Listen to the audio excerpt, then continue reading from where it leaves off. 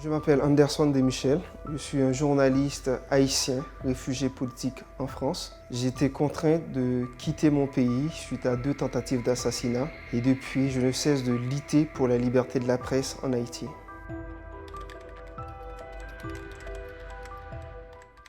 En fait, ça a commencé mes débuts dans le journalisme en 2014. Ça remonte encore plus loin parce que je me rappelle à 14 ans, quand je disais à ma mère que je voulais être journaliste, sa première réaction était dans le sens où elle était effrayée, horrifiée à l'idée que son fils veut devenir un journaliste, ce qui est quand même, on va dire, chez les parents haïtiens, crée pas mal d'inquiétudes parce qu'il existe une peur culturelle chez les parents haïtiens quand leur enfant décide de se diriger vers ce métier parce que les journalistes ont toujours été ciblés par certains régimes politiques. Ça remonte même il y a plus de 50 ans où on parlait de la dernière dictature en Haïti dans les années 1957, la dernière dictature en 1986, ça a duré 29 ans.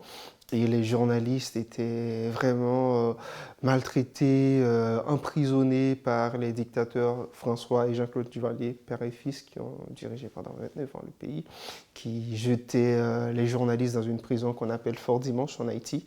C'était un ancien fort laissé par les Français après la colonisation, que les dictateurs ils ont repris cet endroit et fait de cet endroit leur point leur centre de rétention, quoi. C'était là où on envoyait les journalistes qui dénonçaient la dictature, qui parlaient de la liberté de la presse tout simplement, et mourir. Ces journalistes-là, ils n'étaient pas, on ne leur donnait pas à manger, on ne leur donnait pas à boire.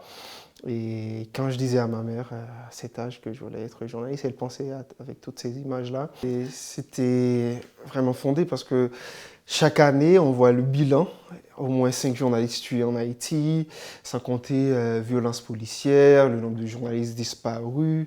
En fait, on voit comment c'est un métier assez, non seulement précaire, mais qui reste quand même dangereux dans un pays comme Haïti, où il y a aucune loi qui protège les journalistes. Et en 2017, j'ai commencé une émission qui s'appelait Haïti et ses choix de dirigeants politiques, où je faisais toute une série d'enquêtes sur la corruption en Haïti, sur le phénomène de gang, et je parlais énormément aussi de liberté de la presse.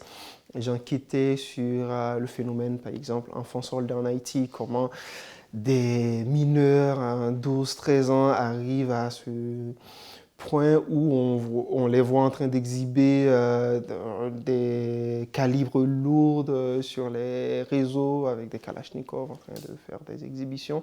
Donc je voulais enquêter un peu sur ça, comment ce phénomène comment on est arrivé à ce point.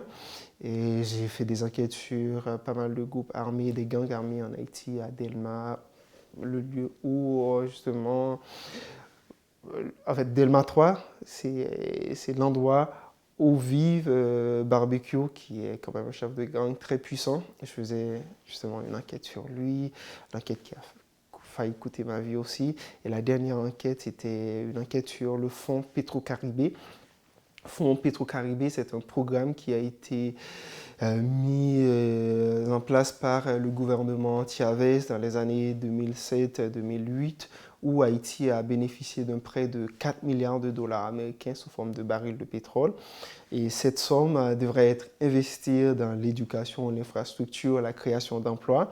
Et ce qu'on va constater après, c'est que les politiques vont détourner cette somme d'argent.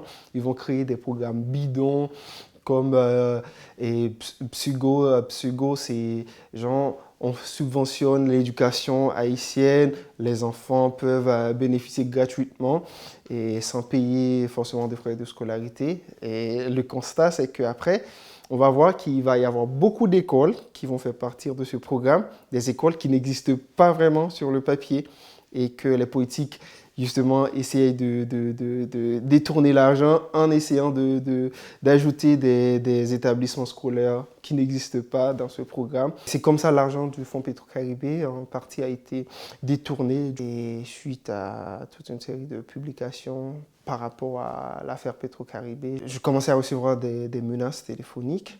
Et ensuite, en avril, le 11 avril 2019, ma maison a été attaquée par un groupe d'individus cagoulés.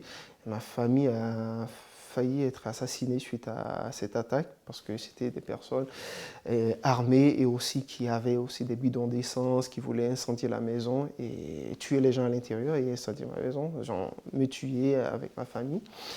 Ils n'ont pas réussi parce que ma mère de justesse a eu le réflexe d'appeler. Parce qu'en Haïti, vu que la police est impuissante, et les gens créent une espèce de solidarité, on appelle ça brigade, entre voisins où on se protège mutuellement.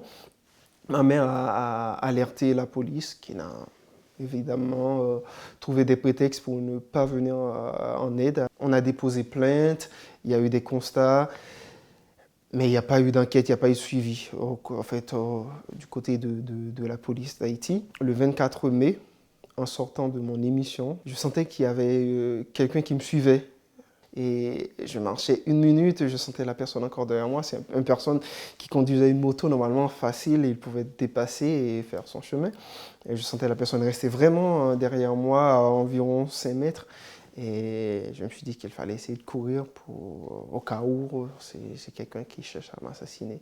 Effectivement, en courant pour me réfugier dans une petite ruelle. Et la personne a tiré plusieurs coups de feu en ma direction. Et suite à cette tentative d'assassinat, j'ai contacté pas mal d'associations de presse en Haïti. J'ai alerté aussi la direction de la radio Prince Inter. Et ensuite, j'avais décidé de me rendre à la capitale d'Haïti, Port-au-Prince, pour faire des démarches administratives, pour voir comment je pouvais protéger ma famille et me protéger aussi tout en continuant à exercer ce métier que j'aime beaucoup.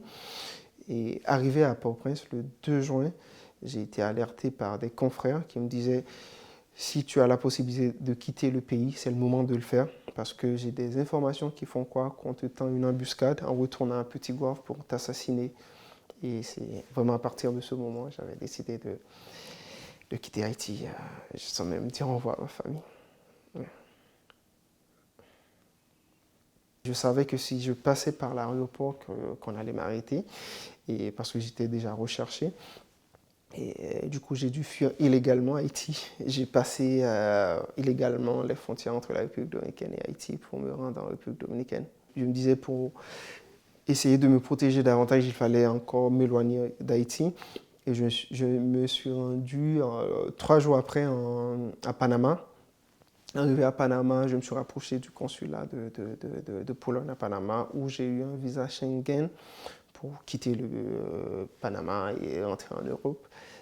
Et pour arriver en France, j'ai dû passer par l'Allemagne, en Belgique, ensuite en France, où je suis arrivé directement à Paris. Et dans la rue, j'avais personne, j'avais pas moyen aussi de communiquer avec ma famille ou d'autres proches. J'ai passé quasiment 1 an à la rue à Paris, où je dormais quelquefois dans des auberges de jeunesse et souvent dans les gares, les métros. Ouais. J'ai eu tellement peur peur parce que je voulais pas qu'on m'envoie en Haïti parce que retourner en Haïti c'était la mort. C'est ce qui m'attendait, donc j'ai été traumatisé à cette idée que la France pourrait ne pas prendre en charge ma demande d'asile et me mettre dans un avion et m'envoyer directement à la boucherie en Haïti. Et première demande d'asile, l'OFPRA a rejeté ma demande de protection. Malgré, j'ai fourni une tonne de documents qui montraient effectivement que ma vie était en danger et ils ont rejeté ma demande d'asile. Selon l'officier, il n'y avait pas assez de preuves qui montraient effectivement que ma vie était en danger, c'était un peu flou, alors que j'ai fourni les plaintes qui ont été déposées, j'ai montré aussi des photos par rapport, suite à l'attaque le 11 avril 2019 qui visait à assassiner ma famille et m'assassiner aussi. J'ai ramené aussi des lettres de soutien de la radio Prince Inter, la radio pour laquelle je travaille en Haïti. Il y a eu d'autres associations de droits humains, de presse en Haïti qui m'ont fourni aussi des lettres de soutien qui relataient ma situation. J'ai ramené tellement de documents qui pouvaient corroborer justement en fait, le fait que je suis en danger et que je ne peux pas retourner en Haïti. Mais malgré tout, ce n'était pas suffisant pour eux. J'ai fait la demande de recours rejetée. Du coup, j'ai dû faire une demande de réexamen. C'est vraiment la dernière, l'ultime démarche à faire. Et j'ai eu plein de médias qui ont envoyé une lettre de soutien. C'est ce qui a débloqué la situation. Finalement, l'OFPRA a décidé de m'accorder la protection. Aujourd'hui, la situation devient encore plus compliquée parce que aujourd'hui, c'est le chaos total. En fait, on parle d'un pays où la police est impuissante. Personne ne peut garantir la sécurité des gens qui s'y trouvent aujourd'hui sur place en Haïti. Il y a environ 8000 policiers pour 12 millions d'habitants. Et c'est horrible de le dire, mais aujourd'hui, les gangs contrôlent tout. En fait, ce qui crée ce phénomène, ce sont les politiques qui créent des groupes armés, qui créent ces gangs en voulant protéger leur intérêt politique. Ils se disent que c'est mieux d'armer certaines personnes pour justement rester soit plus longtemps au pouvoir, soit justement pour utiliser cette politique de répression pour empêcher justement à la population haïtienne de contester contre leur mode, leur façon de diriger. Parce qu'à chaque fois, la population haïtienne essaie en fait, les Haïtiens essayent de revendiquer, essayent de se manifester contre ce régime. Ils envoient toujours ces gangs pour faire de représailles sur ces personnes-là qui essayent de dire non par rapport à cette gouvernance, cette gestion politique. Donc du coup, aujourd'hui, c'est un pays où tout le monde essaye de fuir.